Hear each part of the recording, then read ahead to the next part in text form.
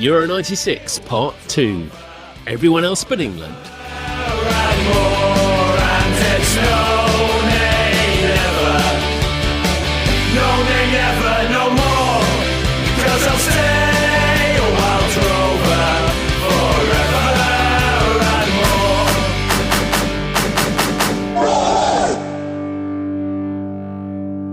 Hello and welcome to By Far the Greatest Team, a podcast in which fans attempt the seemingly impossible to rank once and for all who is the greatest football team of all time.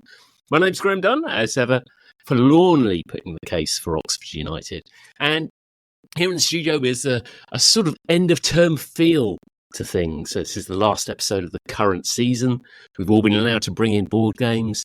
Of course, have got my Billy Hamilton's Football Academy out here, ready to play. And Jamie, I don't know, what does the King of Data bring in on the last day of term? Is it?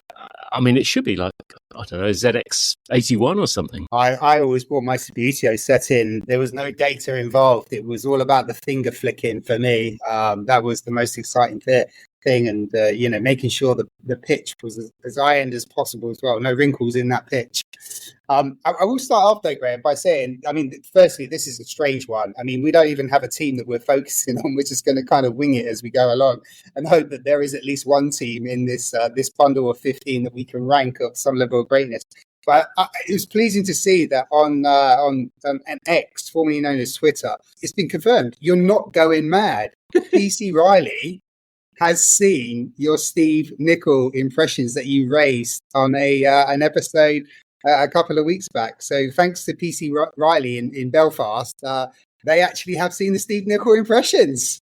Yeah, I thought I had gone mad because I'd remembered that Steve Nicol had once done a whole series of dodgy impressions on the bus, speaking to Tony Gubber on the way in on Cup Final Grandstand. And then I saw some footage on Twitter which showed Kenny Sansom doing a whole series of impressions on the bus on the way into Euro 96 and Euro 88, I think it was. So I think it was obvious that fullbacks doing impressions was obviously a thing in the 1980s. I was struggling to remember. My best guess of Steve Nicol was that he did Frank Spencer or something, but Kenny Sansom raised the bar. He did Norman Wisdom in 1988. He's still doing Norman Wisdom. This is the second part to our two-parter. Of course, last week we had the brilliant Steve Double on, and we were looking at Euro 96, and we looked at it through a very England-centric view. In fact, we only talked about England on that podcast.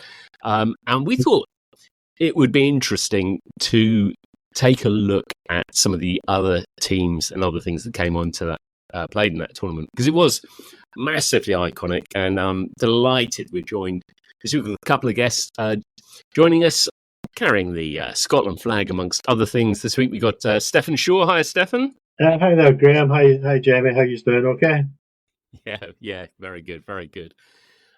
And joining us from representing the north of England, of course, where they did have some games, although I don't think any were held in Sunderland. It's Phil Craig. Oh, hi there. Yeah, I'm afraid the mistake that was made in Euro 96 was to play the games in Newcastle rather than Sunderland. No, you haven't forgiven them. Although to be fair, Roker Park was perhaps not at its best at that point. I think it was just a year or two away from the ships to cross to the Stadium of Light. So maybe it's understandable. Definitely so. I mean, Euro 96. It is difficult to kind of remember it now, but I mean that was such to have a football tournament in our backyard after years and years of it being somewhere else is sort of incredible, isn't it? I mean, Phil, were you super excited to see? Did you believe football was coming home? There was a feeling that football was coming home. I think you're right. It did seem like a bit of a sea change, because I suppose you were just 11 years on since Heysel, and the long sustained period in which English teams at least hadn't been playing in Europe. And it seemed to be a little bit of an opening, well, more than an opening the door in terms of allowing not just allowing England to kind of host what was a major tournament. Not that there wasn't some concerns before the tournament.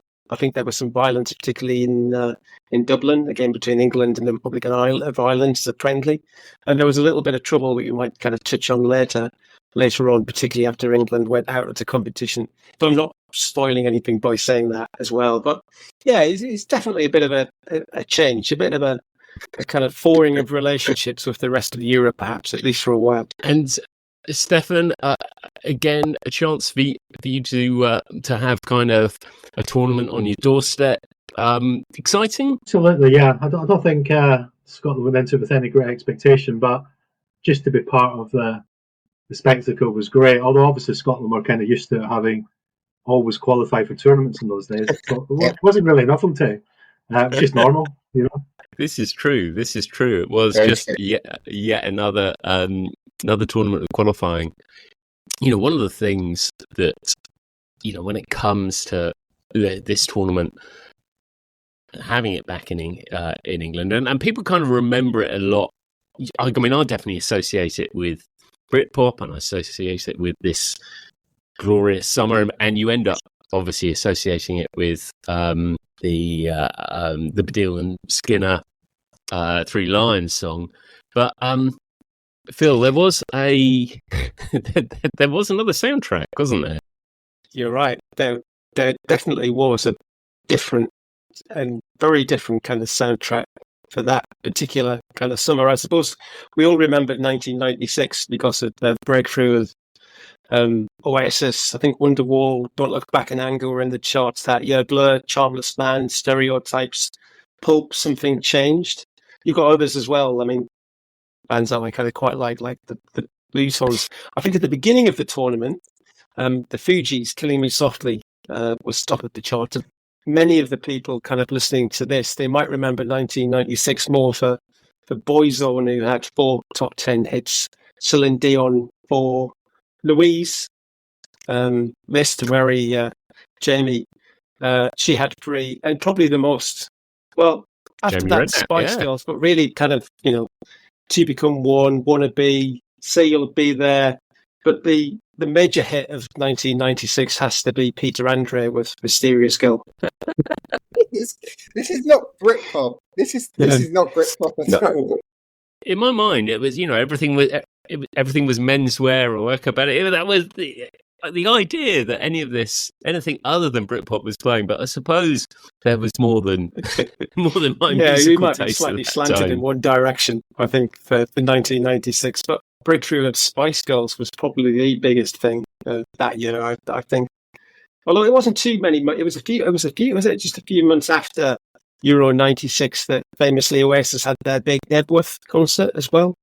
So just trying to add a bit of balance, really. As Steve Double mentioned in last week's podcast, during the middle of the Euro 96, there was the Sex Pistols gig at Finsbury Park, one of the once-a-decade Sex Pistols reunion gigs, last ever reunion gigs they tend to have. I was talking to someone else at absolutely nothing, who began telling me the story about going to see the Sex Pistols. And I'm like, oh, you know what the best moment was? That was when Stuart Pearce, Gareth Southgate, came onto the stage to introduce the band. So it's quite weird to get the story from the the other side, which is Stuart Pearce was a big Sex Pistols fan as well, wasn't he? He did quite like his punk music. I'm not so sure about Gareth Southgate. I think I remember reading a sort of Stuart Pearce interview. Maybe it might even have been one of those focus-ons in sport where he was obviously making a bit of a joke with where he said under music it was, I like real rock bands like Deacon Blue. Really? I quite like Deacon Blue. Yeah, maybe not. Well, up to a point. Okay. No, maybe not. But the anthem of that tournament, Jamie, might have been something very different, mightn't it? It was. This is of all of the stars that are lighting up our UK charts. Still forgot to mention Simply Red, and I think we're at peak Hucknall during this time, and he was given the responsibility of the official UEFA Euro 96 anthem. We're in this together, where he actually sang that at a concert at Old Trafford, introduced by Alex Ferguson in front of an 80,000 crowd on the night before the final. Wow. I've seen the video for it. I did force myself to watch it this morning. It's quite, I suppose, quite aspirational. I think it's probably trying to get a bit more, not quite. It's more one off the Freddie Mercury Barcelona, I think, than Three Lions, isn't it? It was a track off the Simply Red album, wasn't it? It was the fourth single, like fourth and last single. So it was very good of them to make all that effort. The video has the Neville brothers in it. They're very young at the time. They've only just broken into the England team, and they're in full England kit as well. And I think one of the lyrics is, how the world wasn't able to see that they're washed up failures. And I think that kind of probably is a inference to England.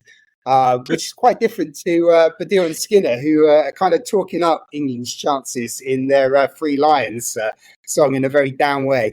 I mean, we will point people to the video if anyone is not familiar with it, because it is quite something. It also has one of those fabulous moments, which reminds me very much of kind of 1980s Legs and Co. Very literal dance translation. The video is mostly Hucknall stood in the tunnel with his sunglasses on, and then about halfway through there's obviously a line in the song where he says, which is something like "open your eyes," and he sort of takes the glasses off. And I like to think there was this lengthy production meeting where I thought, do you know what would be really cool? But I couldn't see. I did have a little hunt. I couldn't see. There was obviously a Euro official song, but I couldn't really see any sign of a Scotland song or an England specific song there. Yeah, I tracked it down, Graham. It was Rod Stewart, actually, would you believe? It's the official. Oh, that's brilliant. Song called Purple Heather. I'm not sure I remember that one charting. Was that a kind of classic Rod Stewart? Did he have the team behind him? Yeah, it was a weird video they had. It was like a training session, and just players like lobbing the ball to each other. It wasn't particularly great, but it did get to number 16 in the charts, so not all bad. That is impressive. I don't remember an England one at all. Whether the Simply Red one kind of counted. I mean, it did have quite a few clips. Bearing in mind it was kind of a Euros specific song. It did have quite a few clips of England doing quite well in it. So it wasn't. It's quite cosmopolitan as well, because I also watched it back just the once. I don't think I could stomach it twice, but there's it is very cheap, and you've got nondescript footballers in AC Milan colours and Inter Milan colours and Ajax colours, but they're very cheap Sunday League kits. They've just been thrown together. And there's also a shirt of Cantona, in the changing room, because Cantona famously didn't go to the Euros, so he was like at the peak of his powers at that particular moment. And as we get on to, Ami Jacques didn't select him. And obviously, Mick Hucknall is a famous Red, very personal friends with Alex Ferguson, which is good, because if you watch the concert back at Old Trafford, Alex Ferguson actually introduces Mick Hucknall as my very dear friend Mike Hucknall, which I found quite funny. It could be the thick Glaswegian accent from Fergie, but I think he generally doesn't get the name right, which is fantastic. Mike Hucknall. Yeah, I quite sort of like that. That's the way ahead.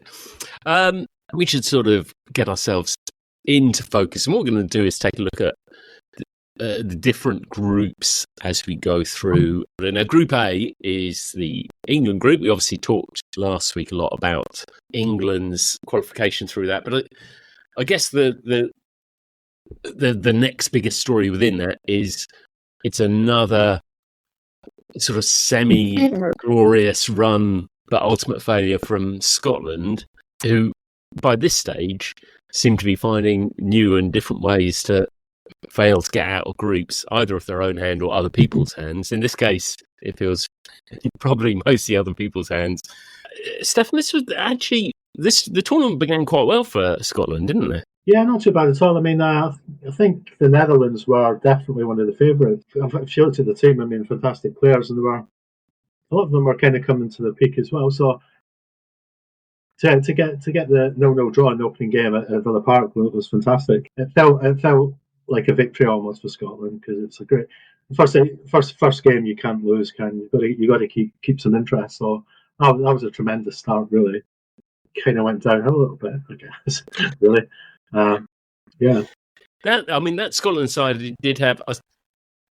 In McCoist, you got like a natural scorer, and obviously the strength of it seemed to be in the midfield there with McAllister and Collins. Maybe while it didn't, it maybe lacked a couple of the genuine superstars that Scotland had in previous eras. That's a pretty tidy team it's got out there. Yeah, it was a pretty good team. There was quite a few Blackburn players in there, wasn't there? I think Blackburn had just won the league. Is that right? Yes. So. So a pretty good spine in the team. Colin Hendry and Jim Leighton and goals and so on.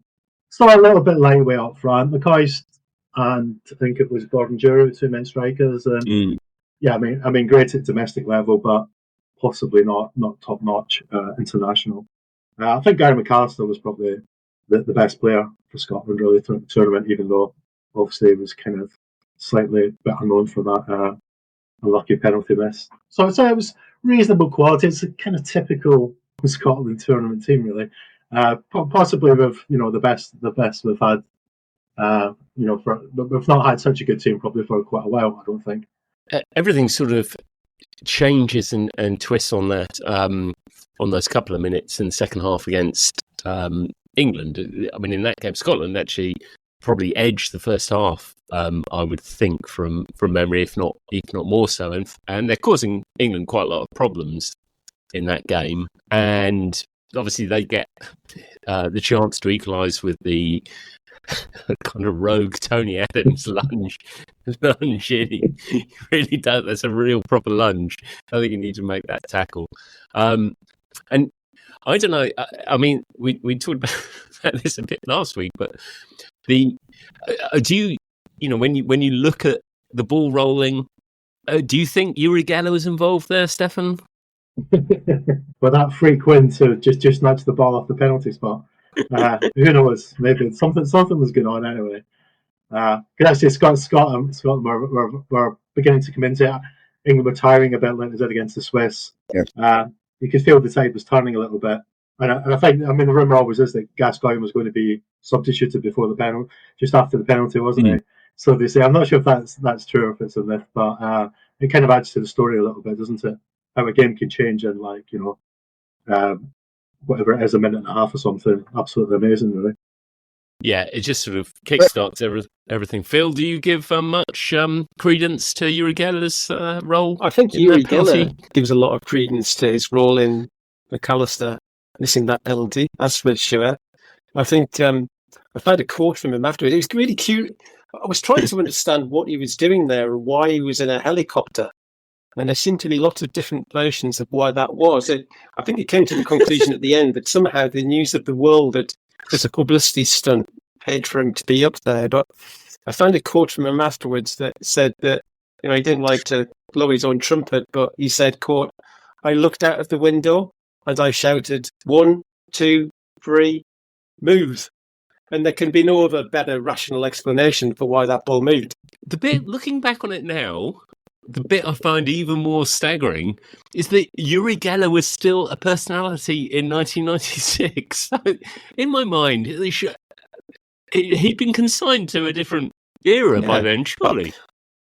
He's still very big in Israel, I think. I'm not sure, but yeah. I mean, it's curiosity, isn't it? It's one of those people that you associate, certainly with my childhood, with my kind of age. He used to pop up. If he wasn't on the Paul Daniels show, he should have been. Yeah, absolutely surreal. So it still remains in Scotland's hands up to a point, really, there, because you have this situation where you have England needing to get a draw against Holland, and Scotland are playing Switzerland. Switzerland they got the point against England, but they only had 1 point, like Scotland. So it's still very much in their hands going into the last game, last round of games. Stefan, did you? I seem sort of slightly differently to me, Phil, and Jamie. I assume you watched the Scotland game instead of the England-Holland game? Yeah, I did remember that. Yeah, it was. Yeah, because they're both on at the same time. I think they're on different stations, but as you're about to say, probably yes, the little box kept popping up in the corner all the time every time England scored, which I guess it was a very strange. Yeah, it was quite conflicting really, because it was like it was difficult to kind of cheer on England scoring, but you know you had to because that was your destiny was wrapped up in them scoring as many as they could against the Dutch. So yeah, I don't mind being very conflicted about it. Absolutely, it didn't feel right. It felt bad, you know. But yeah, it was a relatively exciting game. Scotland Tufton Path, brilliant goal by McCoist, absolutely superb. I was looking back at the goals of the tournament. I think that's in the top five. It's very well worked, and they unleashed it superb. So there was hope. There was hope right to throughout the whole game, which was good. And I think the stat is something like we were 16 minutes, something like 16 minutes. We were qualified. It might be a Scotland record. I'm not sure yet. I mean, I'm sure Jamie's about to tell us if that's a record or not. But yeah, so close.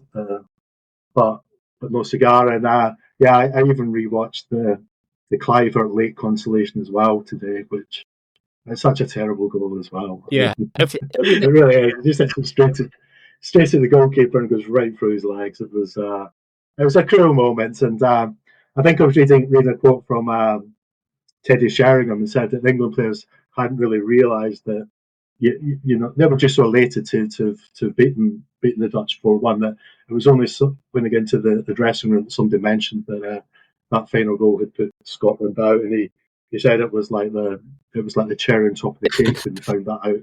They're all killing themselves laughing. So it even added to it, just slightly more painful, really. Oh, definitely so. Jamie, Scotland have a record for coming close, but not getting out of those groups, don't they? It's a real tragedy. It really is. I mean, just to go back on what Stefan said, the McCoist goal is absolutely fantastic. It's a wonderful strike. He cuts across it outside the area, and it's aesthetically, it just bends into the near side of the goal. And I think for me, it's probably the second best goal of the tournament after Davos Suka's little log with Peter Schmeichel, but it is a fantastic goal. But yeah, I mean, Scotland, as we've talked about many times on this particular podcast, is so important to the history of football. They are, with the English, the founding fathers, they developed the passing game. And for a country that's had such a rich history, and we know it's a relatively small country in football terms, their record in major tournaments is really sad, actually, because they've been to, just to kind of give you a context, they've been to 8 World Cups, as Stefan's probably aware of, and sadly they're the only team that's been to 8 World Cup finals or more that's never progressed out of a group phase. Teams like North Korea have only been to 2 World Cups, but they've managed the quarter-final. Senegal have only been to 3 World Cups, and they've managed the quarter-final. And in the Euros in particular as well, Scotland have been to 4 Euros. And again, sadly, they are the only team, along with Austria, to play in 4 Euros and never qualify beyond the group stage. So it's quite startling stat, really, because Scotland and their contribution to football is so great. I can't even say. I mean, I think I'm fairly unique. I always want the home nations to do well. I always support the home nations, regardless. I don't get the rivalry. So I would have been wanting Scotland to qualify ahead of the Netherlands. And as Stefan's mentioned, the Netherlands were the favourites going into that. The England's result we talked about last week was incredible. But if Scotland would have qualified out that group with the Netherlands, who were the strong favourites for the whole tournament, it would have been an absolute great result for the tournament, and it may have produced some more goals in the quarterfinals. Who knows? It is incredible how kind of history ties certain sides together as well, and obviously you have after the 78 World Cup as well, in Scotland, Holland, but it should be the Netherlands again. Although whether it's Holland or whether it's England who put the final knife in the back, I don't know, but it is weird that the same teams, in the same way as England seem permanently to be undone by Germany. It's odd how these things kind of follow each other. So, Group A, the Scotland dream is over. the Dutch dream lives. Holland and England get through. Switzerland, of course, as they do in almost every tournament, fail to interest anyone whatsoever. Although they take their neutrality very seriously. Weren't they involved in like some crazy game in? Did they knock Spain out in the World Cup last time out? They did something bizarrely interesting. The 2020 version, which was played in 2021, they beat France. They knocked France out of the round of 16, and then they went to the quarterfinals, and I think they lost to Spain on penalties in the quarterfinals in the last version of the Euros. Switzerland actually have quite a good history in World Cups and Euros. They're not as nondescript as we like to. It's had a good record, I think, up to 96 as well. Interesting. Well, okay, I'll tell you what. I say up to 96, they had a good record, and that was when they were managed by Roy Hodgson, who was probably, perhaps the most successful manager in Switzerland's history. And he'd helped them to kind of qualify for 2 tournaments in his role. But I think he just left his post Switzerland to take charge of Inter Milan. And he was replaced by a kind of Portuguese coach, Artur Jorge. And this was kind of a profoundly unpopular decision. Yes. He kind of came in, and as some managers do, he left out 2 of Switzerland's star players, Adrian Knupp and Alan Suter, who had been kind of 2 of the big heroes from the 1994 World Cup campaign. And he just a week before the match against England, the Swiss had lost against the Czech Republic, and obviously we'll come on to that. And Georgia had to be smuggled out of the stadium to avoid what was some really rather angry fans. So they didn't necessarily go into the tournament in the best of spirits, I think.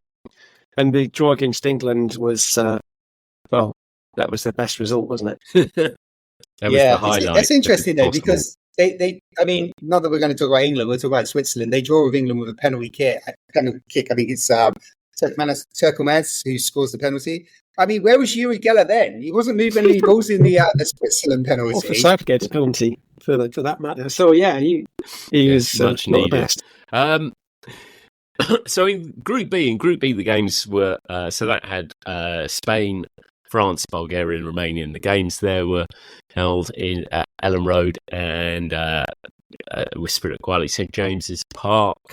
That French side, Jamie, that had that was the first sighting of a future star, wasn't it? Yeah, and quite significant. So I've already referenced that Aimé Jacques has taken over from Gérard Houllier, who failed to get France to the 94 World Cup, and David Ginola has given the ball away that led to an equaliser against Israel, which condemned France not to go to those finals. And Ginola doesn't really play for France again. He doesn't get picked for 96. Cantona, going into qualification, is actually the national team captain. Aimé Jacques has picked him as captain. Then Cantona got himself into just a little bit of spot above her late January at Selhurst Park. Took exception of something a fan said and just gave him a clip round the head. And then crazily got like a 9-month ban. It's ridiculous, the FA, how they reap these sanctions on the big clubs. And after that, Jacquet decided that Cantona was no longer his man, and he started investing in a fairly young player. I don't think anything really came of him, but this is his own first tournament. Zinedine Zidane came in and replaced Cantona. I mean, personally, I don't get it. I mean, Cantona all the way for me. But Aimé Jacques has gone into the Euros with this incredible French team, actually, that goes on and does amazing things in 98 and also in 2000. And he doesn't pick Eric Cantona, and he doesn't pick David Ginola. And David Ginola, as Phil can probably testify, being from that region, was hot property. He was, unfortunately, yes. He, I think famously, given that France were playing at St James's Park in Newcastle, it was a bit of a tactical blunder, certainly in terms of kind of getting supporters through the gates. And famously, there was a big banner that was put up there that said, "No Cantona, no Ginola, no supporters." I mean, France it doesn't seem to affect them too much. They beat Romania in their that opening game. They top the group in the end, don't they? They get a draw with Spain and beat Bulgaria 3-1 in the end. I don't really remember too much else about that French side or French campaign. I don't know if anyone else has any memories about them. No, I think they were just, a lot of them were just sort of starting off, weren't they? And they were going to come good in a few years' time. So that's Spain side, and Spain finished second in that group. So Jamie, we've talked about this before. It was a sort of transition between kind of the Spain that we know and love now, this glorious ticky-tacky passing side, and the Spain of the kind of late 70s, early 80s, which was a little bit more agricultural, or at least hard-nosed in their tackling. Where are this Spain in that journey? But this is still quite a physical Spain. All of the players are selected from the Spanish league. Javier Clemente, a Bassman. Again, as we mentioned before, I'd be interested to get Phil and Stefan's view on this. My view of Spain, growing up as a kid, up until I got to like the Pep years, Spain were just physical underachievers. There was nothing really special about them. They didn't play attractive football. They were very physical and never really got to the latter stages of football tournaments. That was my impression of Spain. The memories I have of the Spain side was they were pretty good, actually. They've been on some massive unbeaten run, like 20 games or something. And I just still remember watching the Spain-England game, jumping ahead a little bit, but in a pub in Scotland, actually, funnily enough. And from my memory, I mean, Spain were really good. Were a really good team. But yeah, so definitely looking through the team list, I didn't recognise how they player though. So yeah, the real stars. Yeah, I think they were really solid. Definitely. And you're right, they were one of the formed teams and one of the seeded teams in that kind of group. So they were expected to go through to the next round, and they hadn't lost in 16 games. So, you know, they were pretty solid. And as you were saying, Jamie, I think it was largely because of the manager, who had a pretty rugged approach to both training and also kind of tactics on the pitch. There was something, a rumour, I don't know how true it is, that as part of his build-up exercises for Euro 96, he locked some of the players inside saunas and then asked them to plunge into very, very cold swimming pools, which you normally expect Scandinavians maybe to do rather than Spanish. It would have probably been a culture shock to them. But yeah, he was a bit old school. Yeah, Javier Clemente is definitely old school. Yeah, he's an interesting character, Clemente. And to Stefan's point, I do remember the quarterfinal against England. Spain are the better side. They without ever dominating, they don't possession-wise they were better, and you know I thought they created the better chances in it. That Spain side didn't look as though it had a lot of goals in them. I think it was probably the downfall of them. The Spain do qualify out of that group, and their big battle is with Bulgaria. Romania, sadly, don't really turn up to this tournament, but Bulgaria. So this must still be the remnants of the US World Cup side, isn't it? Stoichkov, Ivanov. I think it's Ivanov, the guy with the massive beard. That's the chap I remember. My memory is that whole Bulgaria side. This is a different tournament, of course, but I was in the US for the World Cup and remember listening to Bulgaria. It might be the semi-final. I think they got to the semi-final, but they got a various way through. And you had the US commentator pronouncing the Bulgarian footballers' names, and it was just brilliant. Stoichkov gives it to Balakov. Gives it to Lachkov. That's how those names were made to be pronounced. But it was a good side, that Bulgaria one, wasn't it? Yeah, like you, Graham, I remember Bulgaria from '94, and I remember falling in love with Hristo Stoichkov, who I just thought was a fantastic player, very volatile player. But yeah, Bulgaria went into the tournament, I think, with bigger expectations because of what they achieved in '94. And reaching the semi-finals of the World Cup in '94. Something I did read was quite interesting about the Bulgarians was that they weren't very impressed with their accommodation. I don't know if you guys have that, because they were based in the northeast. They were in Scarborough, and they were like, Stoichkov was like, no, Scarborough's boring. They actually decamped to Stockton-on-Tees. I think they did end up in Newcastle in the Holiday Inn. but perhaps the biggest attraction was that I think I don't know if it's still there, but there was a ship, a boat on the water on the Tyne, not far away from the Tyne Bridge, called the Tuxedo Princess, which had a rotating dance floor. And I think that was part of the attraction. It's like stepping into our friends from the north, isn't it? Yeah, definitely. Yeah, it does sound like Geordie's nightclub, doesn't it?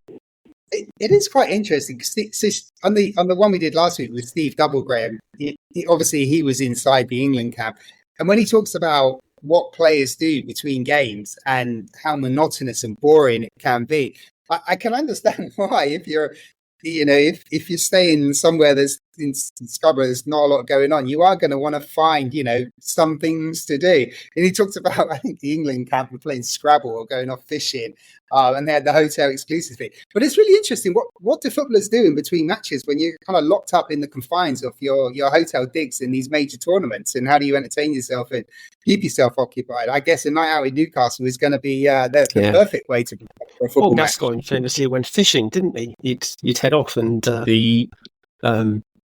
I think they were somewhere in Burnham Beaches, so they head up somewhere along the Thames and do a bit of fishing, just to try and calm him down. I'm sure it works. Northern Ireland in the 1982 World Cup were essentially almost staying where you're staying, Jamie. They were basically staying in an airport hotel because the Northern Irish Football Association didn't think they would qualify for the next stage. They hadn't bothered booking a hotel, so they just got this hotel out by the airport, and there was literally nothing to do there, and the only thing you could do was sunbathe. But the Northern Irish players were limited to about 20 minutes sunbathing because of the fear of sunstroke.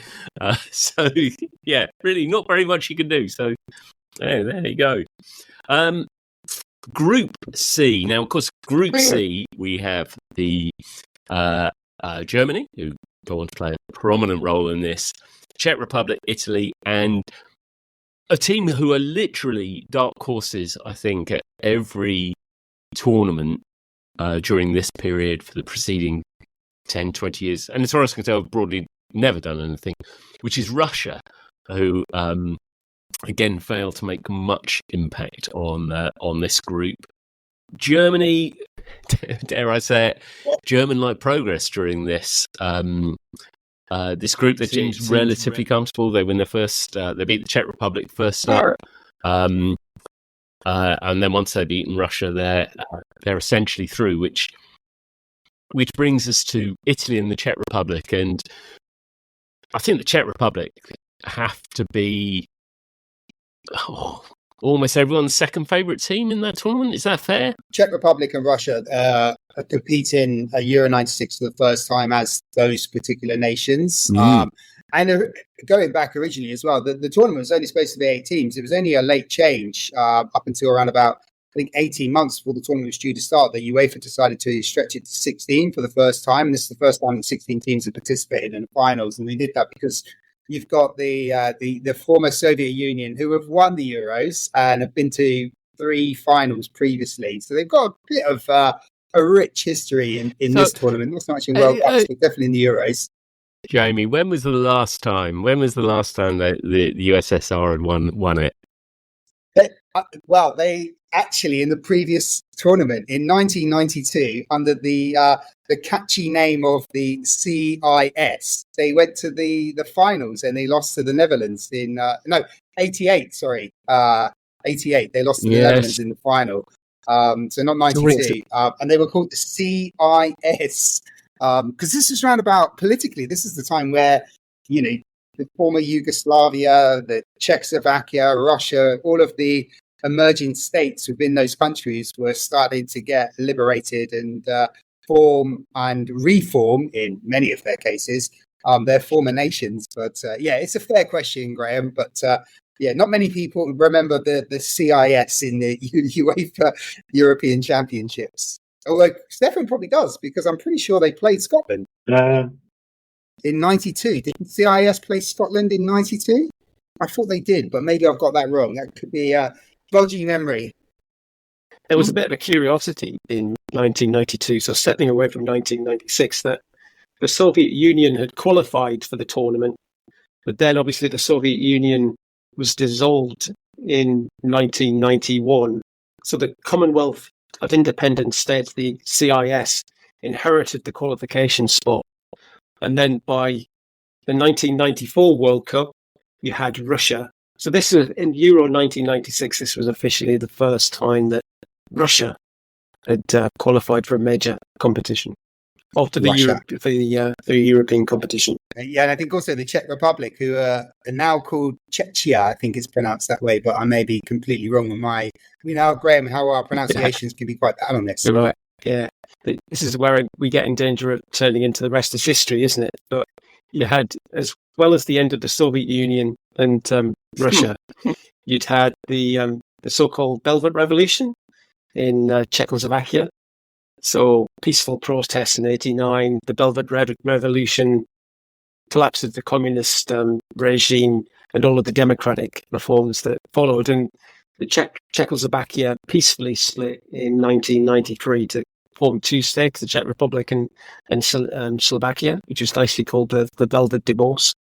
And then Czechoslovakia had competed in the 1994 World Cup but didn't qualify.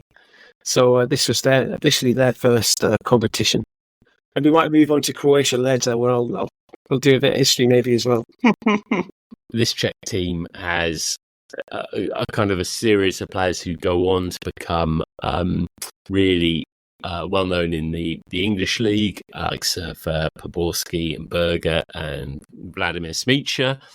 Also has, I suppose, their kind of key playmaker at the time was Nedved, wasn't it, Jamie? Oh, what? Yeah, absolutely. An absolutely fantastic football player. Very successful footballer in Italy, but an absolute special talent of a football player with beautiful, beautiful hair. And did they? I'm trying to remember. Wasn't Kuba who played up front? Wasn't he like really massive? Yeah, Kuba, memory. Yeah, not as massive as Yang. I think was it Jan Koller who came later down the line. But yeah, Kuba was a bit of a lad, bit of a big one. Big target, man. There's quite an interesting thing that happens in this group, really, for the Czech Republic, because the first thing that's really interesting is that Russia and the Czech Republic, who face each other in the final group game, uncharacteristically decide that they actually want to score goals in this football tournament. So they've gone against the grain and they've drawn 3-3, which is a ridiculous scoreline in Euro 96 and is way above the average. But Czech Republic get a late equaliser, I think it's the 88th or 89th minute, and it's crucial. And that consigns Italy, who were one of the favourites along with the Netherlands and Germany. That consigns Italy to go out pretty much under similar situation as Scotland, because it goes on it's not the goals that are scored, but Czech Republic and Italy have the same points, but it goes on the brilliant head-to-head record, which I always like. I think a head-to-head record is a great way to decide when two teams are level. Yeah. Yeah, no, absolutely. In that game, as you say, Italy are carrying out a highly to be expected 0-0 draw, playing it safe in their final game against Germany, which is going on at the same time. But you're absolutely right. The game against Russia is absolutely crazy. I mean, the Czech Republic are 2 up, and then Russia score 3. And they take the lead with kind of 5 minutes to go. So you think that is absolutely it. And then your man Vladimir Smicha nicks an equaliser with a couple of minutes to go. And the glory of what is to come on to become the Poborski lob. One of many lobs that we see during this tournament is allowed to happen. It seems quite incredible if you look back at the team that Italy had, that they didn't manage to make it through the group stages. So they had a hugely experienced manager in Sacchi, who had basically managed to turn AC Milan into one of the best club sides ever. They just before he became Italy manager, AC Milan had won the European Cup in 1989 and 1990. He'd kept 2 of the players from that squad. They were still in the team, most notably Paolo Maldini. He was the captain. They were missing a few players from the squad. Baggio, Signori, Viali. They didn't kind of quite make it or were injured, but they did have Chiesa, Casaraghi, Zola, Del Piero, Ravanelli. So had plenty of players to choose from. Maybe too many players. I'm not sure if Saki actually knew what his best team was. And they did fall short.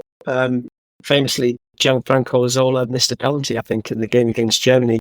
And obviously it ends up as a 0-0 draw. And who knows if he'd slotted that one in a tournament of penalties, maybe it might have been a bit different. Yeah, no, absolutely. And that game, those games were all happening at Anfield and at Old Trafford. The players probably happy. I think there's enough to do in Liverpool and Manchester around about then, so they're probably content with that. The last Group D, and this is a really fun one. I mean, obviously you've got Turkey, you don't really make much impression into that group, but you got Portugal, and then the kick kings of Croatia and Denmark, and that's a pretty spectacular set of teams in there, aren't there? Jamie, what's your kind of memory of those sides? Well, Denmark were the current holders. They were the surprise winners 4 years previously. The Portugal team was just flourishing. So Portugal had quite a lot of success in the early 90s in the junior level. So they'd won World Cups at under 17 and under 20 level. And a lot of those players now were moving into the first team, quite famously, Luis Figo being one of those, Paulo Sousa, João Pinto, Rui Costa. So, the makings of and a very good goalkeeper, Victor Bayer, as well. So the makings of what was going to be a strong Portugal team through the 2000s. And this is really like the birth of that. But the team that excites me the most, and I'd love to kind of get the views of the guys on this, is Croatia. This is Croatia's first football tournament in their history. Previously, Croatia would have been represented under Yugoslavia. So, for a tiny country as Croatia is, they punch ridiculously above their weight. But there were some fantastic players in this team. Boban, in particular, one of the greatest players to play, I think, in European football, was at AC Milan at the time. Just a fantastic player. Yes, Stefan, what do you join the Croatia loving? Yeah, absolutely. Yeah, I'm with you on the kit as well. I think this is the first time we saw the checkboards, wasn't it? Brilliant, fantastic. A good Subbuteo kit as well if you're you got steady hands, I guess. But yeah, full of players that were big stars. I guess a lot of them would have played for Yugoslavia, I'm thinking. Yeah. But yeah, big players like Prozanecki and Boksic. I think Davasuka was the guy who really kind of came on, wasn't he? I think this was the first time I'd noticed him, and he did a tremendous tournament. Yeah, Suka was super. Prozanecki, when we've had South Coast Jamie on, our Portsmouth correspondent. Is it possible to have a Portsmouth correspondent? We have one, and he just absolutely raves about Prozanecki, and Prozanecki would have been in his later years playing there, but a real talent. Phil, we should bring you in for the political. What's the political situation in Croatia? Yeah, as Jamie's kind of already mentioned, the Socialist Federal Republic of Yugoslavia had been disintegrating from the 1980s. The republics of Croatia and Slovenia wanted greater independence. It was only in 1990 that Croatia held its first multi-party elections, as we all know. And there were huge tensions between different ethnic groups within the ex-Yugoslavia. And I think it was probably only by around between 1992 and 1995 that the country itself kind of formed. So it's an incredibly new country. It's just emerged from the kind of Croatian War of Independence, which kind of overshadows everything, even the kind of the football team managed to achieve. Most of the players in that team would have either lost a friend or a relative, or would know somebody who'd lost a friend or relative. So it is pretty remarkable. And I think looking at it now, when we kind of are used to Croatia always being at tournaments and always being kind of competitive in tournaments, because of the access that we get to TV, we know even what the smallest teams are doing in the world. It's a bit of a kind of surprise because Croatia, I think at the time, was such an unknown kind of quantity. It was a bit of a shock, I think, through that tournament. And they are the stars of the tournament, I think, in many ways. I think my favourite player, which you haven't mentioned, and I'll probably badly butcher his name, was Goran Vlahovic. Because he was just lucky, really, to be around. Because just less than a year before the tournament, he'd been diagnosed with a benign brain tumour, which required emergency surgery. And there were fears that he wouldn't ever kind of play again. And of course, he recovers relatively rapidly. And he actually invites the surgeon who operated on him to the tournament for the first game. And he was there also to see what later became one of Croatia's most famous goals as well, which we might kind of touch on later. Incredible, really. And that Croatia, so Portugal, they get a draw with Denmark first up and then beat Turkey. I think probably that what becomes the crucial game of that group is when Croatia play Denmark. Denmark side with Schmeichel in goal, and this is where Davor Suker really comes to the fore. I mean, we have to spend some time talking. I mean, he always scores from the halfway line, even before the chip, which he does score on. He sees Schmeichel off his line and almost lobs him from the halfway line.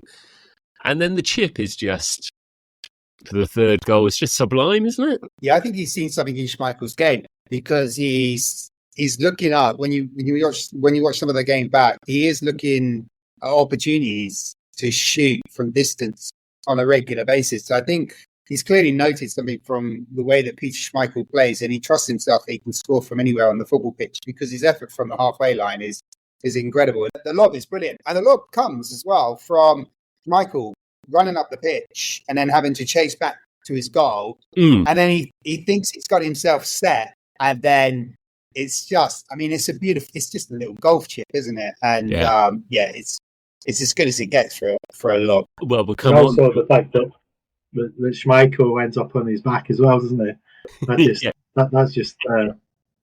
That just makes it even more special because he was such a sort of colossal guy, wasn't he? Yeah, brilliant. It's the art of just chipping someone rather than, that's what makes that so special, the tantalising humiliation for the keeper. The technique is great though because it's a full front of the foot. When you chip, you generally will place an angle. You generally use some of the inset of your foot generally, or the outside of your foot. Klinsmann scores a goal against, I think, the Czech Republic or the Russians in the group stage, where he kind of hits it on the outside of his right foot as a kind of a chip.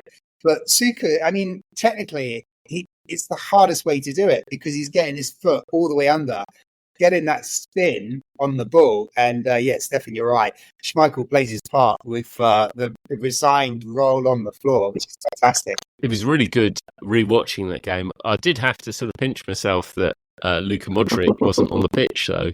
It doesn't feel right. I kept expecting him to turn up. So that essentially that turns out into a bit of a decider there, that Croatia guarantee their qualification there, and Denmark, while they do beat Turkey in the final game. Now, it is worth saying the kind of memory of this tournament was it was brilliant having football back. Everyone was really engaged in football, and we looked at like the sparse grounds out in Qatar or wherever at other tournaments. But Jamie, this isn't. And these latter games are played at Hillsborough and the City Ground, I think. So it's all across England, but the grounds aren't necessarily packed out, are they? No, I think UEFA will tell you that ticket sales were really high. I think something like 80-90% or even close to 100% actually to ticket sales. But in terms of people attending is quite low. I mean, grounds like Old Trafford and Anfield are just less than half capacity. And even if you fast forward to one of the semi-finals, there are empty seats against the France-Czech Republic semi-final, which in hindsight, now that game's been played, was probably not a bad decision. But the attendances for a country, United Kingdom, for a country that loves its sport and definitely gets behind live sport, this wasn't happening right then. So I don't know if it's just something that has happened since this particular tournament, or since the Olympic Games, where live sport has really developed an appetite in the United Kingdom. But prior to this, I mean, the grounds are half empty for most of the time, other than England games. The 5 England games actually do feature, being very nerdy about this, are 5 of the top 10 most watched games in UEFA European Championship history. The other 5 came in 2016 in France, but that's more to do with the fact that Wembley has more available seats for people to go and sit in. Yeah, it definitely helps. It's a bit of a fun, really, because I actually quite like the geographical grouping of the grounds was quite good, wasn't it? Really, they were quite manageable. Nottingham and Sheffield. It must have been, to be a fan of like Denmark or something, must have been quite nice, really. To base yourself there.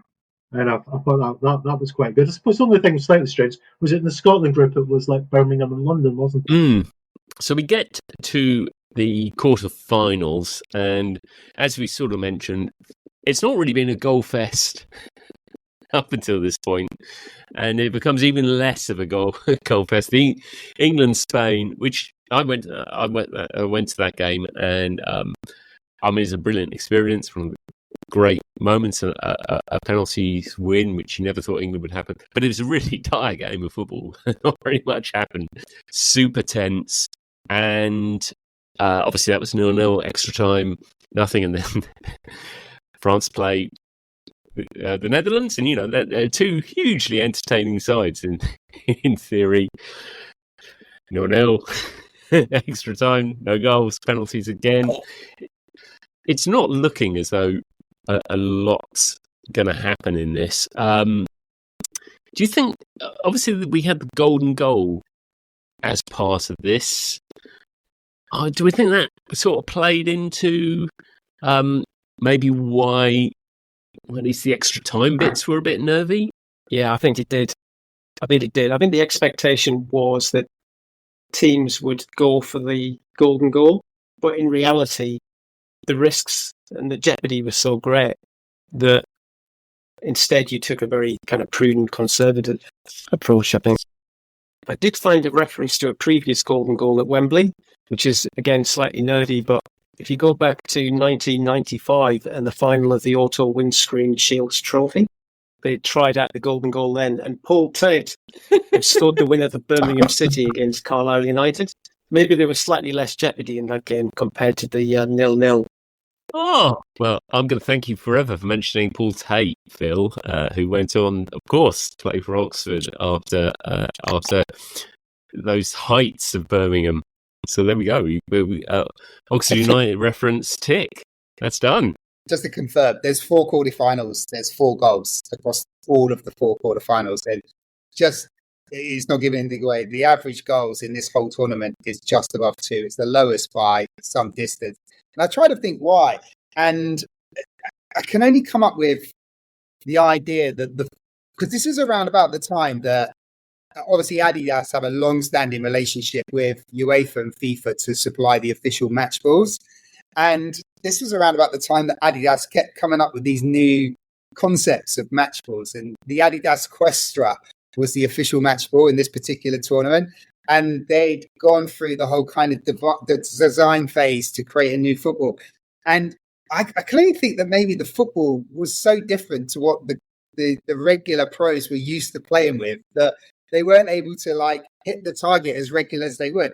And if you look back at the Euro 1996 highlights, there are some spectacular misses from quality players. I mean, not just missing the goal by a short distance. They're knocking balls out for throw-ins when they're shooting from 30 or 25 yards out. So my theory, and it's unqualified and it's probably rubbish, is that the ball influence the quality of the play? I think I was watching one of the games that I was rewatching, and I think maybe it's the Denmark-Croatia game, and you get a free kick. Another free kick is kind of wasted, which goes wide, and where you get one of those moments which sort of gives the tone of what not just that game's been, but maybe quite a lot of the games have been, where I think you have Peter Brackley, maybe it is, who says, it's a disappointing free kick. It's not been a good standard. And you have Ian St. John, who's the co-commentator, generally relatively upbeat. It's not super down, but he goes, it's been terrible. Really, really poor standard.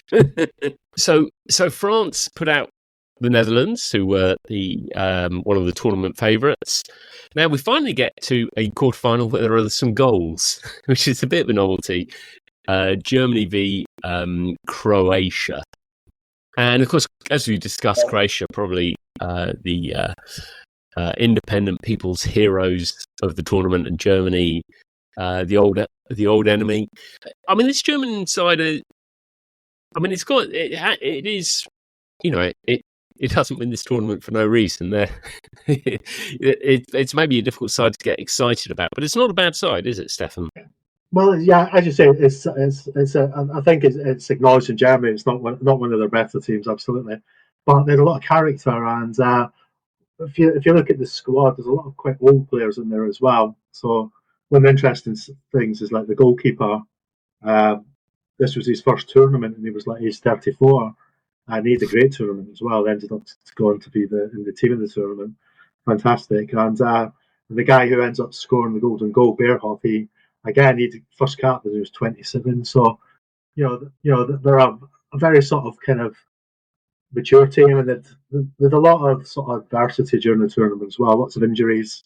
Klinsmann was injured for a bit, and then by the end they kind of picked up loads of suspensions. So Muller was out for the final, and I think when the stats is at half time in the final, they had like 12 outfield players basically who could play. So actually, to go on and win it, I think was quite remarkable, really, and was really down to the character and obviously to Bertie Volk's brilliance as well, I guess. I had forgotten that. I had forgotten. Yes, this German. That's a Scottish connection again. You see. Yeah, this German side was managed by Bertie Volks. Oh, that is too good. He how's he remembered in Scottish circles? Not good. Not good at all. No. I think that was our dabble with a foreign manager after you had Sven-Goran Eriksson. I think that was our attempt to emulate you, but it didn't work at all well. Just going to say, I think the quarter-final between Germany and Croatia probably contributed to quite a lot of injuries that Germany had. As I remember, it was an incredibly physical, tough game, and there were just players going off all over the place, including Stefan said, Klinsmann being one of you. But I think it was probably one of the strengths that they had was the versatility of the players that they had available to them, and that was particularly the case for Sammer, who I think had started off as a midfielder and had even played for the All East German team 23 times as a midfielder, but was able to kind of switch between midfield and sweeper. And he tended to kind of switch as all of the different players went off the pitch. He would kind of step in and take their place. I think he ended up jumping ahead, being the player of the tournament, and went on to win the Ballon d'Or later on. I think he was the first defender to win that, Beckenbauer, 20 years later. So he was one of in a team of a really good squad and a deep squad. He was the one player that really stood out, I think. Yeah, he was an absolute world-class talent. And you're right, Phil. Only 3 defenders have ever won the Ballon d'Or. Fabio Cannavaro completes that set in 2006 when he won the World Cup with Italy. But Sammer was part of that brilliant Dortmund team that we've covered on this particular podcast that went on to win the Champions League in 1997. And Sammer was absolutely the star player then. He really was an exceptional player and playing in a brilliant sweeper position that just bring the sweeping position back. It's just a fantastic football position. It really is. Yeah, definitely so. The last quarterfinal, we're back to the high scoring game. There was a goal in normal time in this one. Czech Republic beat Portugal, only one, of course, but it is quite a. I'm remembering this right. This is the Poborski lob, isn't it? It is. It does run Davelsuka close for the money, doesn't it? I think the only issue with it is that he got a little bit lucky. It was kind of a few ricochets. It wasn't as good a move as the Suka move. Quite a few ricochets, and it came to quite nicely. Then his was more of a lob than a chip, wasn't it? Yes, yeah. Kind of Jamie knows the technical differences, but lob or a chip, Jamie? It's a really good point, actually. I think Suka, I'd say, is more of a chip, and Poborski's more of a lob. I mean, what binds the two together, other than the fact that they are aesthetically brilliant goals, is that they both got Premier League contracts out of it. Poborski was signed on the back of that to Manchester United, and Davelsuka went off to Arsenal. So Wenger and Ferguson were clearly keen on players that could score these lovely chippy goals. I think Poborski's as well. But it's another similar thing. You don't see it very often. I mean, this is really down in the weeds. I think chip is right for, when the ball is grounded, and I think the lob feels like you've got more air in it. And both of those, they get incredible height from sort of next. It's like a Josh Butler shot. He seems to kind of scoop it, doesn't he? He seems to somehow put his foot underneath the ball and scoop it up at least 10 feet into the air and over the top of the keeper's head. Yeah. Going even further back, is it worthwhile mentioning when Czechoslovakia won the European Championship in 1976, and is it Anenka in the penalty shootout did a little chip down the middle? Yes, I think it was to win the tournament. Yeah, and do you know what, Phil? What binds the Panenka of 76 and the 1996 final is the footballing verb, the Panenka and the Klinsmann dive, because I'm pretty sure the Klinsmann dive was born around about this time. We've already referenced that he took a bit of a battering against Croatia. I think the Klinsmann dive was born in Euro 96.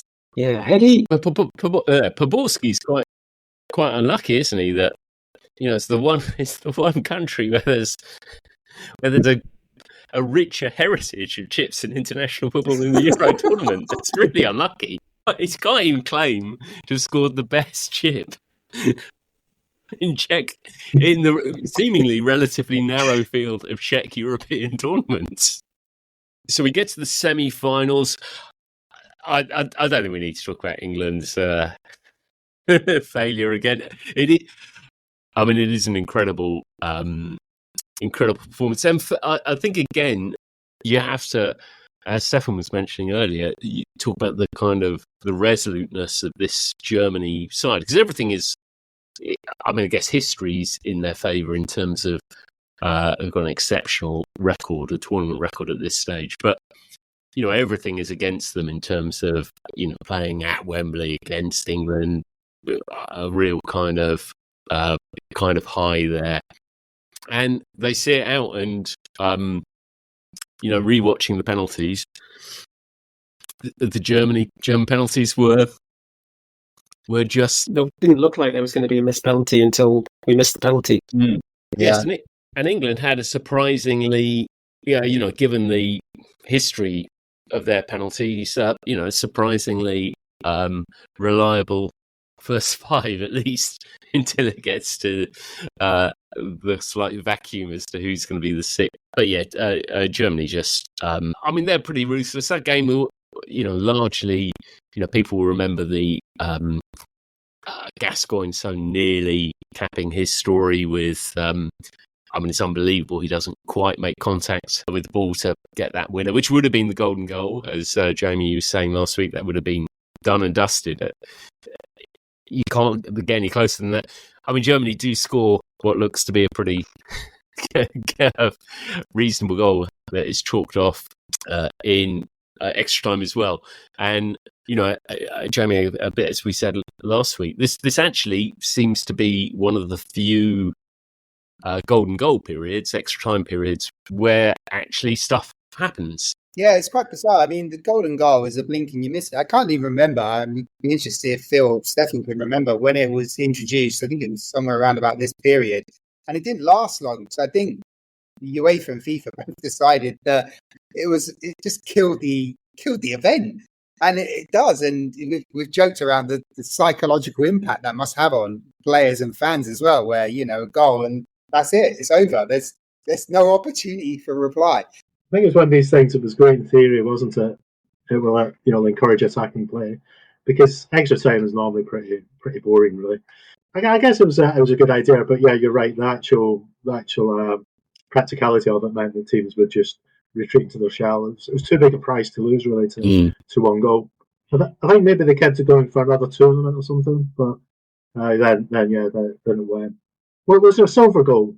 Am I thinking something else? Yeah, they introduced the silver goal. What was that? What was silver goal? Did we go to about half or something? That's correct. Yeah. So the silver goal was if a team scored in the first half of added time, in the first 15 minutes, they would play until the 15 minutes, and if the score changed, the game would end at that point, and you would play the second period of added time. Crackers. It obviously makes you wonder what the bronze goal would be. I mean, maybe that's Josie Altidore scoring for Sunderland. He's got one, I think. Germany's record in penalty shootouts is pretty incredible. We've already referenced the great Panenka penalty in 1976. That was the first time Germany lost the penalty shootout competition. That was the first time they've been involved in the penalty shootout competition. Since then, they've been involved in 6 penalty shootout competitions, and they've won every single one. And I think they've only missed 2 penalties in that period as well. Quite an astonishing record. I don't know if it's the mentality, but Germany as a nation are pretty ruthless when it comes to penalty kicks, unlike England and Italy, who are absolutely awful. I mean, when the Euro 2020 final went to penalty kicks, you're kind of thinking this could go on for weeks. It is easy to think that England are the ones who are the worst, but Italy, terrible. I think Holland are pretty awful as well. I don't have their record at hand. I think they've won a couple. I can remember them winning one in Euro 2000. Van Nistelrooy scoring. The moral of it is, things would be different now. I think if we were doing that now, or if we had Euro 96 through the lens of what we know now, Venables would probably have brought on added someone to the squad, a penalty specialist, someone who could have come on and taken that penalty, like Kevin Pressman, which would be the ideal person to take the 6th penalty, I think.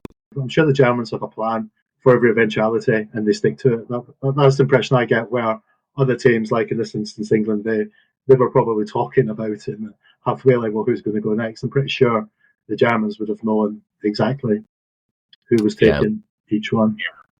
No, absolutely. Also, I think I kind of very, very sketchy memory of this, but I think Stefan or Phil mentioned it. Andreas Müller, who I think takes the final penalty for Germany and he's suspended for the final.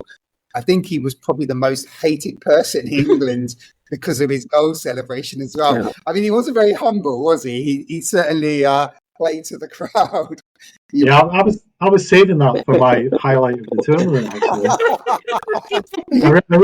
I rewatched it today. First of all, it's a fantastic penalty, but yeah, he's got absolutely a fantastic celebration. It is a brilliant celebration. I understand your feelings, definitely.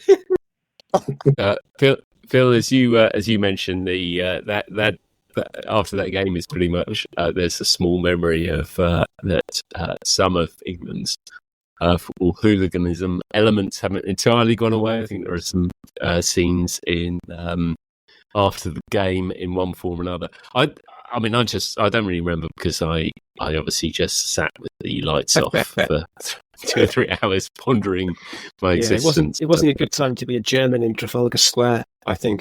It definitely wasn't a good time for Muller to be a German in Trafalgar Square after that. And that kind of subtext in terms of kind of violence hadn't kind of quite gone away. In the second semi-final, France, of course, by now, they put to bed the slightly dull nature of the game they played in the quarterfinals by following up their 0-0 penalty win by having a 0-0 penalty defeat to the Czech Republic in the semi-final. I mean, bearing in mind the flair players that France have, it's difficult to get behind them, isn't it? Phil, do you have any memories of this game? A bit of I was going to say, I don't know what the opposite of an anti-climax is. I don't know. It was so it was played in Old Trafford. Going back to Jamie's point about the lackluster attendances, I think Old Trafford was only about 2/3 full. There was plenty of seats to be had if you wanted one. It was a very, very poor game. I think Jockey had managed to hit the crossbar and maybe put one on top of the net, but there wasn't a lot of action in the game.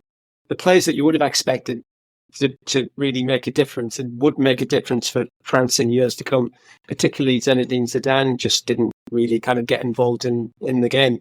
So this kind of, would-be Platini, well, not in this tournament. It was definitely for him in other tournaments. He just seemed to lack confidence and was unsure of his touch all the way through the game. It was pretty poor. I think up to the point at which, at the end of full time, the players there was a fair amount of booing in the crowd at the end of the game because it was so disappointing.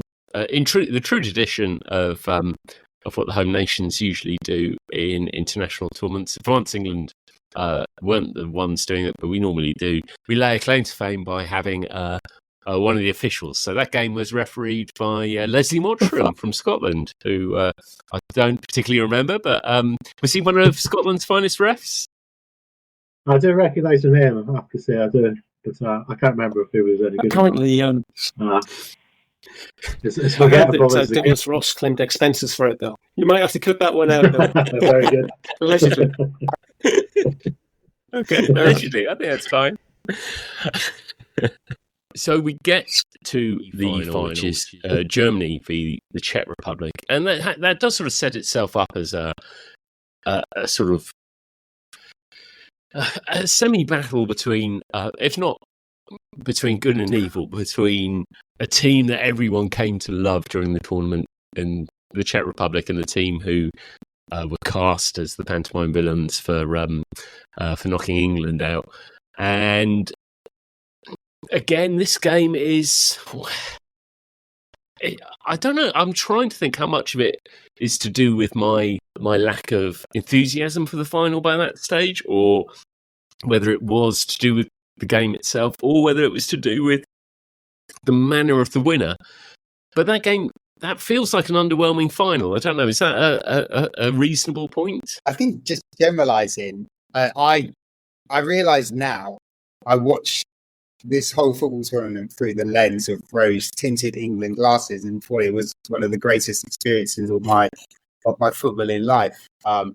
Having reflected on this tournament now, I think the final is a reflection of the tournament. It's a bit not really something that's going to get you excited with a pretty strange ending with Oliver Bierhoff's goal. Berger gets a penalty. Penalties are a theme of the whole tournament. Yeah. Oliver Bierhoff, who's a bit of a journeyman footballer, not a particular German great, gets a brilliant header, equaliser. And then we go into this golden goal period. And it's just, I mean, I don't know. I'm sure there are only 2 deflections on Bierhoff's goal. It feels like there's 22 deflections. It's just a horrendous goal to win a major tournament. People remember it very fondly, Euro 96, because of the home nations thing and the sort of, I mean, there's lots of drama, wasn't there, especially concerning England's sort of progress through the whole tournament. But in the cold light of day, when you go back and sort of analyse it, and I was going back and say, which game would I like to rewatch? And there wasn't really any, to be honest. I think the final probably falls into that as well. It was not as good as kind of we remember it being. And I think, yes, the golden goals, winning it kind of sums it up. Was there was some suggestion when Bierhoff scored, there was a suggestion that was potentially there was an offside, and potentially a player we haven't mentioned, and probably good reason, Stefan Kuntz might have been standing offside. And it took a little while for the linesman and the referee to finally agree that it was a goal. Bierhoff didn't care. He went racing off, jumping over advertising hoardings. But there was this little kind of bit of uncertainty just for 10, 15 seconds. Yeah, it's a kind of a precursor to VAR. The VAR anticlimax. trace it back to then. Yeah. Yeah. And so another German win. So in my mind, Jamie, Germany win pretty much every other tournament, but that isn't quite right, is it? This is their third victory, and I think their final victory in the Euros. I thought it was quite interesting looking at the kind of to our theme that's emerging, that a slightly controversial view that Euro 96 wasn't very good, actually. But when you look at the team of the tournament, it's that's quite interesting as well. And there are some players you can, which kind of makes sense. And it's a team of the tournament. They seem to pick two teams, which seems a bit of a cop-out. Defence looks very good with Laurent Blanc, Marcel Desailly, Sama, Maldini, somebody called Ratislav Latau, which I can't remember. Two keepers are Kopfer from Germany and Seaman. Forwards, some of the, Georgiev, Shearer, Kuka, Suka, of course, and Stoichkov. But the midfield I find fascinating. So Deschamps is in there. Dieter Eltis? Dieter Eltz? Don't remember, from Germany. Rui Costa, can't remember. Poborski, which sounds normal, quite reasonable. Paul Gascoigne, but this is the one I can't quite believe. Steve McManaman. I think he did have a good tournament. I'm a fan of Steve McManaman's, but I really don't remember him. Yeah, I think we forget that. And Darren Anderson as well. I don't remember him setting the tournament. There are some great players in this tournament, though. The Laudrup brothers, Klinsmann, Stoichkov, Matthias Sammer, Dennis Bergkamp, Boban. Now, you got some great emerging talents like Zinedine Zidane, as we mentioned, and Jordi Cruyff, who starts in this tournament. But for the quality of teams and for the quality of players, the tournament doesn't live up to it. And I can only go back to my point. It was all down to that Adidas Questa ball. It's the ball. Yeah, it's definitely the ball. Definitely the ball. I guess there are probably three teams we could think about giving a rating, or which of the teams should we go through? I think it's between Germany, Czech Republic, and Croatia.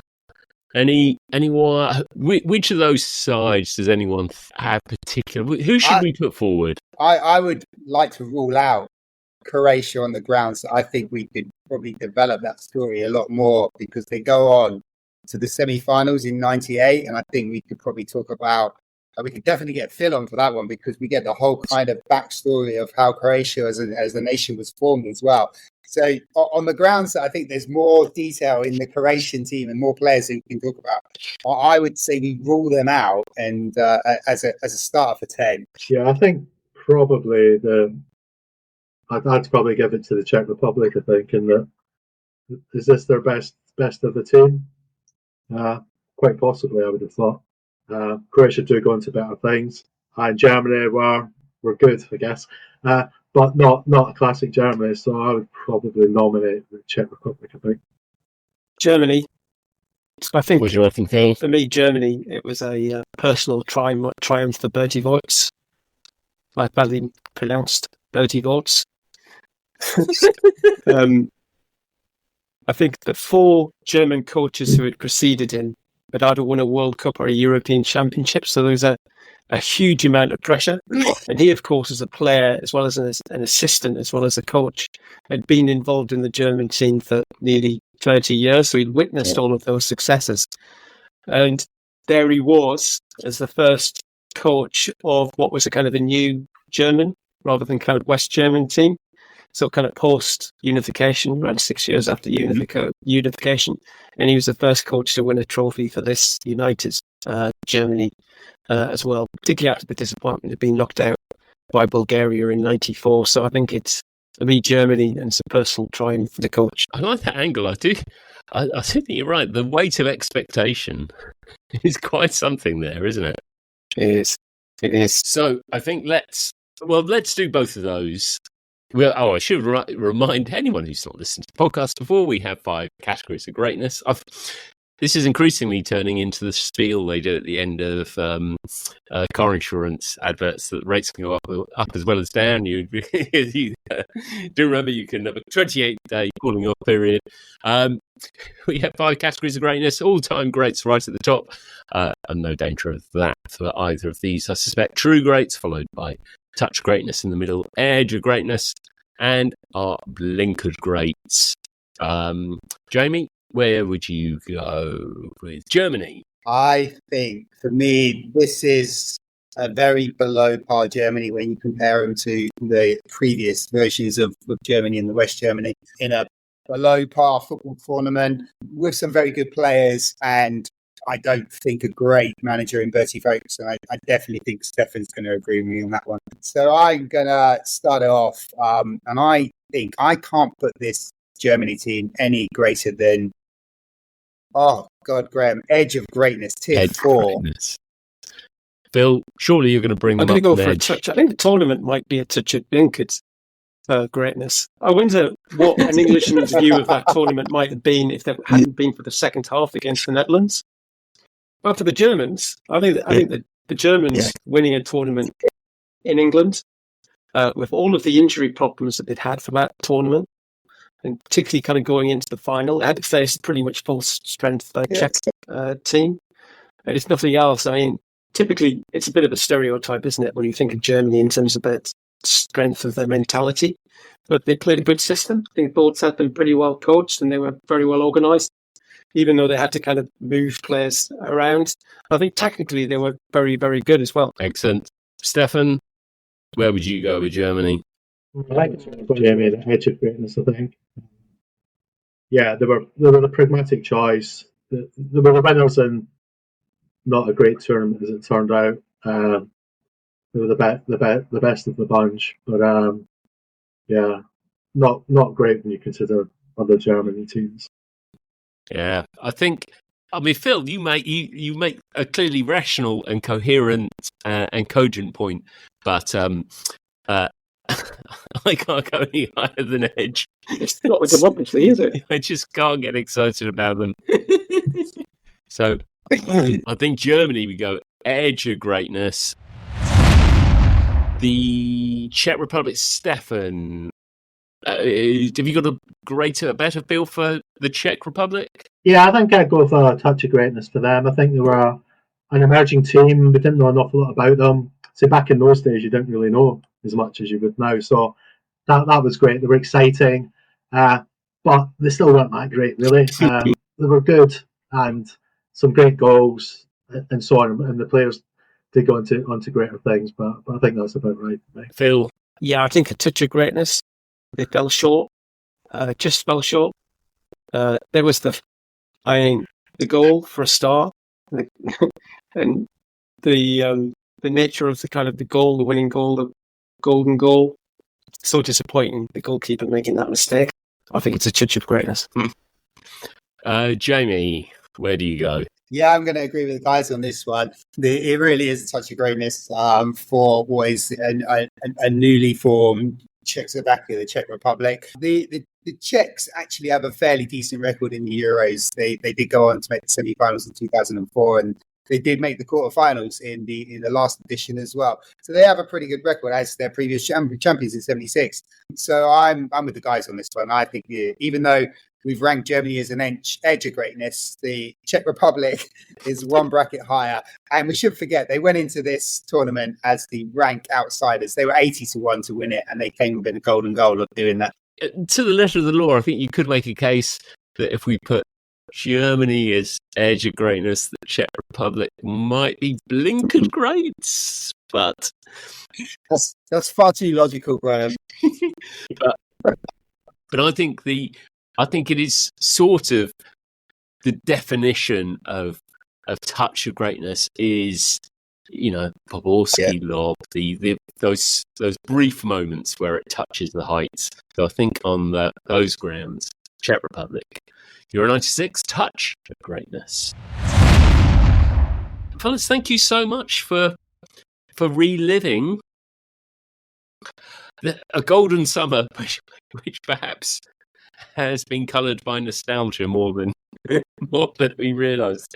I think, Phil, your point's right. It's like, or Stefan, it might be I can't remember which you was saying it, but there wasn't really a game that you wanted to watch back. There wasn't really even a moment, or I think the closest was that Czech Republic Russia game. But beyond that, I'm not sure it had any massive highlights. I think just to build on that as well, I don't know if you guys did this as part of your research coming into this. I always go to YouTube and I look for like a highlights package, and I look for Euro 1996 highlights, the official story, thinking, well, there's going to be one because there's always one.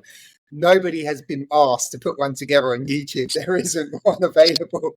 That's how dull this tournament must be for people. And I think in many ways, Mick Hucknall's theme tune was an appropriate beginning and an appropriate end.